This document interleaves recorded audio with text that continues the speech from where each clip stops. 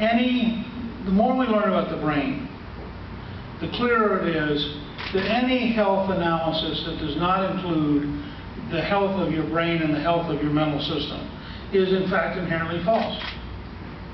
If you just look at the impact of depression on physical health, it's pretty clear that to say this person is in great shape, except by the way they're totally depressed, is a nonsense comment.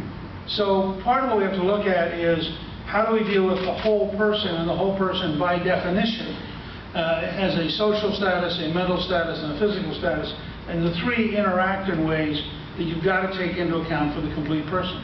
Second, we had a theory in the 60s and 70s that we would close state hospitals and we would somehow magically take care of everybody.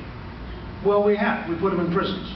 And I'm very much for locking up violent criminals. I mean, I think if you're a rapist, an armed robber, or a murderer, then you're a danger to society and we have to have a different thing. But if you're somebody who is in jail in large part because you're either mentally impaired, literally, or because you have been impaired by addiction or by some other problem, for us to try to treat you as though your criminality is the primary definition of your personality guarantees that you're going to be with us for the rest of your life. Federal prisons deeply engaged in helping people recover. If you enter as an addict and you leave as an addict, you're going to have a very hard time re-entering life.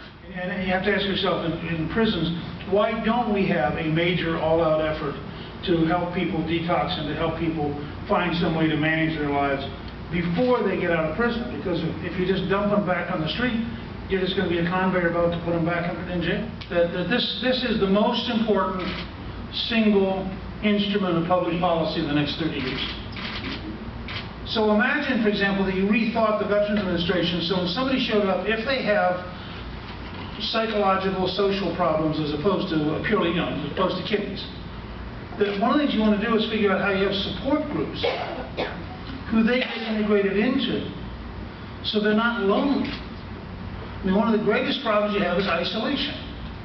Well, the doctor's not going to solve that. There's support groups growing up on the internet for bone marrow transplant. Second, she said, and I thought this was very revealing, if you're going to have something like a bone marrow transplant, your doctor doesn't know anything about what you're going to go through. The doctor gives a bone marrow transplant. They don't experience it. And what you really need to talk to are survivors who can say, let me tell you what happened to me. Well, the same thing's true here. There ought to be an instantaneous, same-day ability to network people who need care into support groups that day.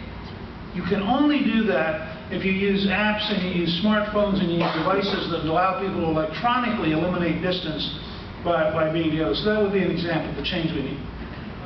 The federal government today limits the number of doctors who can prescribe opioid prescriptions on the grounds that it will cost more if the doctors are able to prescribe more. Now, this is a person who, if we can help them lead a complete life, go to work, take care of their family, be a citizen in the community, their net effect is that they're paying taxes, they're engaged, they're not relying on the taxpayer, and this prescription may be integrated into that future. On the other hand, we can say, it'd be like telling people, we have a new scoring system for your car. Changing the engine will be free, but it's going to cost to change oil.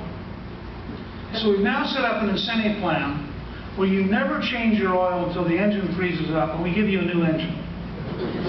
And somebody comes along and says, I've got this idea. What if we paid for changing the oil? And they would immediately score that as a cost.